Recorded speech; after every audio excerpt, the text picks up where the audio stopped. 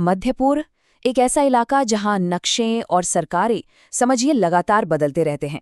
लेकिन इसी उथल-पुथल के बीच एक देश है जो दशकों से बाहरी ताकतों की पहुंच से कह सकते हैं बाहर ही रहा है, और वो है ईरान।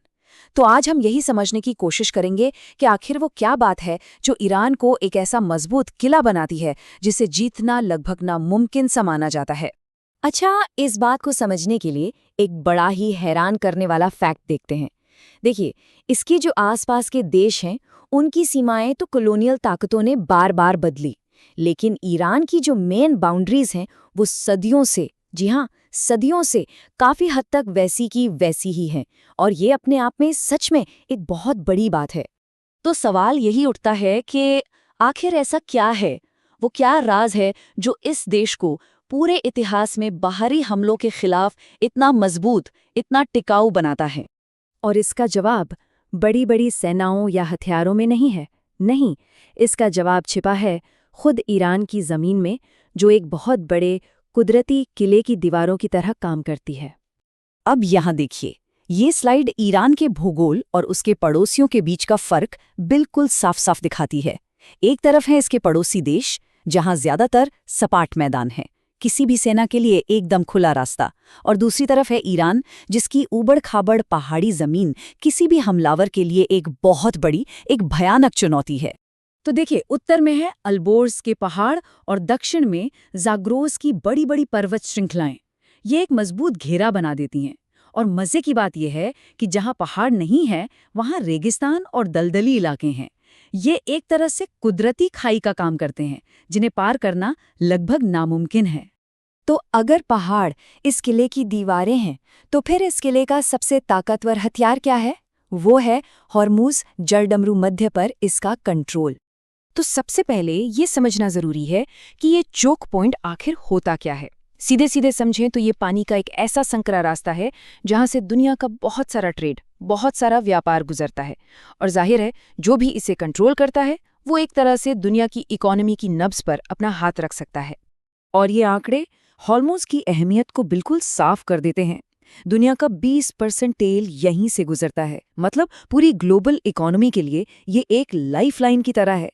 सोचिए, अगर ये रास्ता कभी बंद हो जाए तो दुनिया की इकोनॉमी का 5% यानी कि खरबों डॉलर एक ही झटके में दांव पर लग सकता है। बहुत बड़ा रिस्क है ये। और ईरान इस बात को अच्छी तरह समझता है।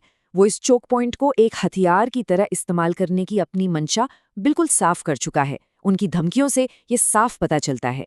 ये उनके लिए एक ऐसी ताकत है, एक ऐसा लेवरेज है, जिसका इस्तेमाल वो जब चाहें दुनिया पर दबाव बनाने के लिए कर सकते हैं। लेकिन देखिए, कोई भी किला उतना ही मजबूत होता है जितने उसके अंदर के लोग, है ना?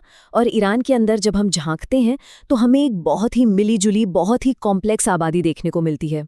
हाँ, ईरान सिर्फ एक देश नहीं है, बल्कि कई अलग-अलग कल्चर और भाषाओं का एक गुलदस्ता है। यहाँ फारसी हैं, अज़ेरी हैं, कुर्द हैं और भी कई अलग-अलग जातीय समूह हैं, जो सब एक साथ रहते हैं और सबकी अपनी-अपनी एक अलग पहचान है। और ये जो डाइवर्सिटी है ना, ये एक दो-धारी तलवार की तरह है। एक तरफ तेहरान की सरकार के लिए इन सभी ग्रुप्स को एक साथ खुश रखना हमेशा एक चुनौती रहती है, लेकिन दूसरी तरफ किसी भी बाहरी हमलावर के लिए ये एक बुरे सपने जैसा है, क्योंकि इन सब अलग-अलग सोच वाले ग्रुप्स को कंट्रोल करना नामुमकिन सा हो जाता है। और इसका सबसे बड़ा सबूत हमें ईरान-इराक युद्ध में देखने को मिला था। सद्दाम हुसैन ने जब हमला किया तो उन्हें लगा कि ईरान अंदर से ही टूटकर बिखर जाएगा, पर हुआ क्या? बिल्कुल उल्टा। जिन ग्रुप्स में आपस में भी मतभेद थे, जैसे कि फारसी और अज़ेरी, वो सब एक बाहरी दुश्मन के खिलाफ एक हो गए और मिलके लड़े। चलिए, मान लेते हैं कोई हमलावर इन दीवारों को पार कर भी ले और अंदर के लोगों से भी जैसे तैसे निपट ले, तो भी उसका सामना होता है एक आखिरी और शायद सबसे बड़े दुश्मन से, और वो है ईरान की विशाल अंतहीन जमीन। इसके साइज का अंदाजा लगाना भी मुश्किल है। ये देश इतना बड़ा है, 1.6 मिलियन स्क्वायर किलोमीटर, कि इसमें आप समझिए स्पेन, फ्रांस और जर्मनी जैसे बड़े बड़े देश एक साथ फिट हो सकते हैं। इतना विशाल है ये। इसी को कहते हैं स्ट्रैटेजिक डेप्थ, यानी कि रणनीतिक गहराई। इसका मतलब ये है कि ईरान की विशालता ही अपने आप में एक हथियार बन जाती है। कोई भी हमलावर सेना वो जितना अंदर घुसती जाती है, उसकी सप्लाई लाइन मतलब रसद और फ्यूल पहुंचाने का रास्ता उतना ही लंबा और कमजोर होता जाता है, और आखिरकार वो लड़खड़ाकर वहीं ढेर हो जाती है। और एक और ख़ास बात, ईरान के जो भी ज़रूरी शहर हैं, जो बड़े बड़े ठिकाने हैं जैसे तेहरान और इस्फ़हान, वो सब बॉर्डर पर नहीं है। वो देश के बहुत अंदर बसे हुए हैं, जो कि सैकड़ों किलोमीटर के मुश्किल और ख़तरनाक इलाके से सुरक्षित हैं। यहाँ ईरान की ज़मीन खुद एक गार्ड की तरह काम करती है और समय उसका सबसे बड़ा साथी बन जाता है। तो आखिर में ये सवाल हमारे सामने खड़ा होता है कि ईरान की असली ताकत, उसकी असली ढाल क्या है? क्या वो पहाड़ हैं जो उसे चारों ओर से घेरे हुए हैं, या फिर वो लोग हैं, वो कॉम्प्लेक्स और मजबूत राष्ट्र जो इस किले के अंदर बसता है? ये सोचने वाली बात है।